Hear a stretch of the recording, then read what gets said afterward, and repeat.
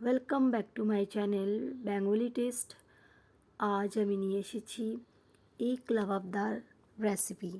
এক লাভাবদার রেসিপি আপনারা ঘরে ইজিলি বানাতে পারেন আর অল্প কম ইনগ্রিডিয়েন্টের ভিতরেই বানাতে পারেন। কম কিছু ইনগ্রিডিয়েন্ট দিয়ে আপনারা এক লাভাবদার রেসিপি বানাতেই পারেন।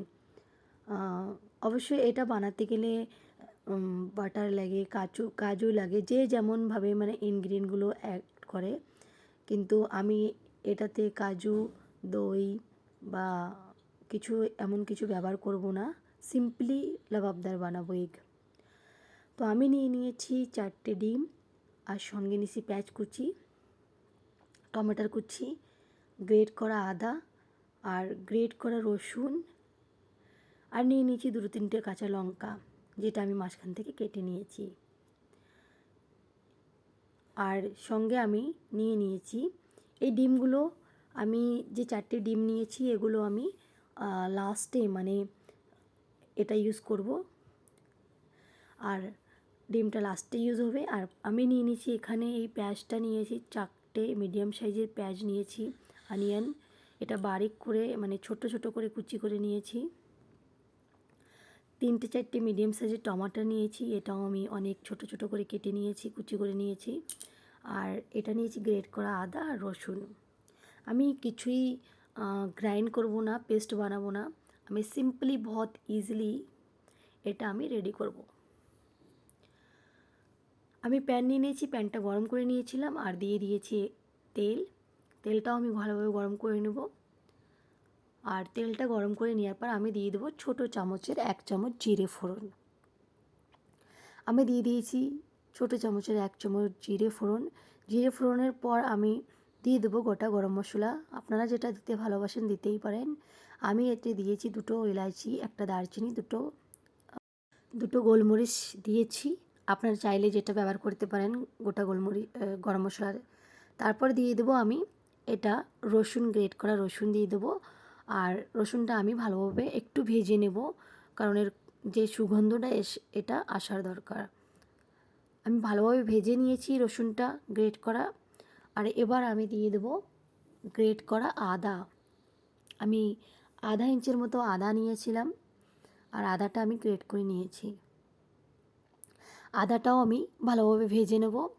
আর ভেজে নেওয়ার পর আমি দিয়ে দেবো যেটা আমি পেঁয়াজ কুচি করে রেখেছিলাম, সব পেঁয়াজ কুচিগুলো আমি এটা দিয়ে দেবো। আর পেঁয়াজ কুচি দিয়ে দেওয়ার পর আমি একটু নাড়িয়ে চাড়িয়ে নেব।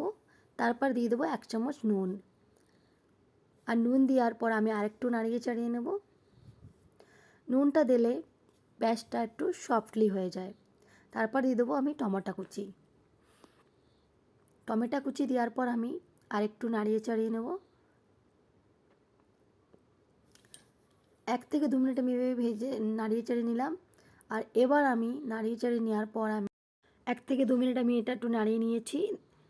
জলটা ছেড়ে দিয়েছে, অনিয়নের পেঁয়াজের জলটা দেখাই যাচ্ছে, টমেটোর পেঁয়াজের জলটা ছেড়ে দিয়েছে। এবার আমি দিয়ে দিয়েছি 1 চামচ ধনে জিরে পাউডার। আমি বাড়িতে করে রাখা ধনে জিরে পাউডার দিয়ে দিয়েছি, আর দিয়ে দিয়েছি লঙ্কা পাউডার। লঙ্কা পাউডার আপনারা যেমন ভালোবাসেন খেতে ঝালটা তেমনই দিতে পারেন, আমি একটু মিডিয়াম দিচ্ছি। আর সঙ্গে দিয়ে দেবো হলুদ পাউডার। আর তারপর দিয়ে দেবো হলুদ পাউডার দেওয়ার পর আমি দিয়ে দেবো গরম মশলা। গরম মশলা পাউডার দিয়ে দিয়েছি। আর গরম মশলা পাউডার দেওয়ার পর আমি সব মশলা অ্যাড করে দিয়েছি। আর এবার আমি এটা 3 থেকে 4 মিনিট আমি গ্যাসের ফ্লেমটা একটু হাই করে নেব, আর এটা আমি ফ্রাই করে নেব। আর 3 থেকে 4 মিনিট ফ্রাই করব, মাঝে মাঝে একটু নাড়িয়ে চাড়িয়ে দিতে হবে, না হলে নিচে থেকে লেগে যাবে।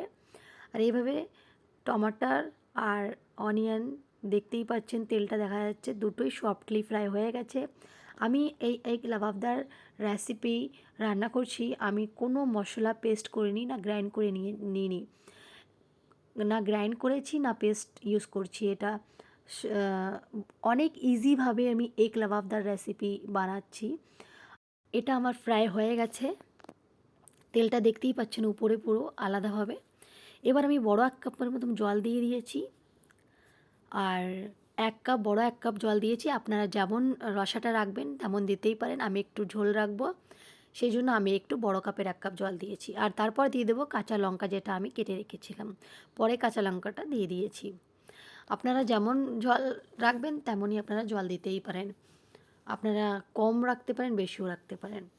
আর তারপর আমি গ্যাসের ফ্লেমটা হাই করে দিয়েছি।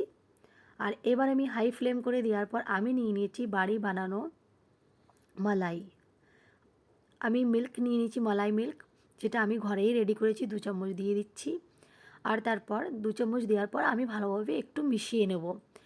আমি একটু ভালোভাবে মিশিয়ে দেবো আর গ্যাসের ফ্লেমটা আমি হাই করেই রাখবো আর হাই করেই রান্না করব যতক্ষণ না উতরোচ্ছে। আমি গ্যাসের ফ্লেমটা হাই করে দিয়েছি, নিয়ে এসে গেছে আর ভালোভাবে উতরাচ্ছে। দেখতেই পাচ্ছেন ফুটে এসে গেছে। আর এবার আমি দিয়ে দেবো কুচি করা ধনেপাতা। আমার কাছে আমি নিয়ে নিয়েছি অনেক কুচি করে ধনেপাতা, আর এটা আমি ওপর থেকে ছড়িয়ে দিয়েছি। আর এরপর দেওয়ার পর এটা আমি ভালোভাবে মিশিয়ে দেবো। মিশিয়ে নেওয়ার পর গ্যাসের ফ্লেমটা একটু হাই করে দেবো।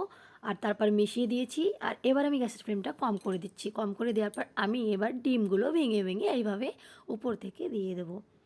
আমি এবার ডিমগুলো আমি বাটিতে করে ভেঙে ভেঙে উপর থেকে এইভাবে একটু ডিস্টেন্স রেখে রেখে আমি এইভাবে উপর থেকে দিয়ে দেবো।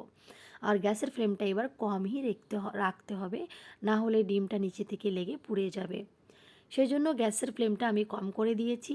আর এবার এইভাবে আমি 4টে ডিম আমি একটু ডিস্টেন্স করে অল্প একটু দূরে দূরে করে আমি ডিমগুলো উপর থেকে দিয়ে দিচ্ছি। ডিমগুলো উপর থেকে দিয়ে দিয়েছি আর গ্যাসের ফ্লেমটা আমি এবার কম করে রাখবো। আর এইভাবে আমি রান্না করে নেব 3 থেকে 4 মিনিট।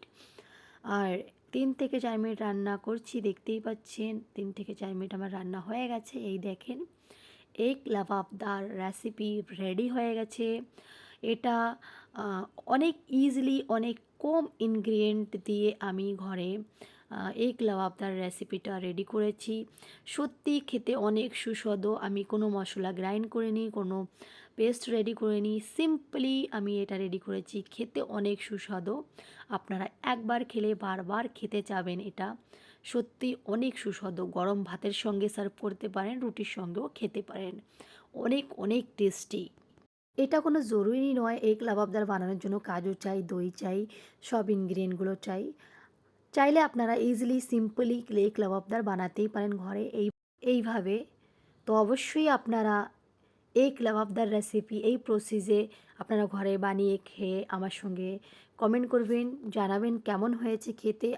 আর ভিডিওটা যদি আপনাদের ভালো লেগে থাকে তাহলে আপনারা অবশ্যই অবশ্যই শেয়ার করবেন, লাইক করবেন আর ভিডিওটা সাবস্ক্রাইব করবেন। সাবস্ক্রাইব করা ভুলবেন না। Thanks for watching.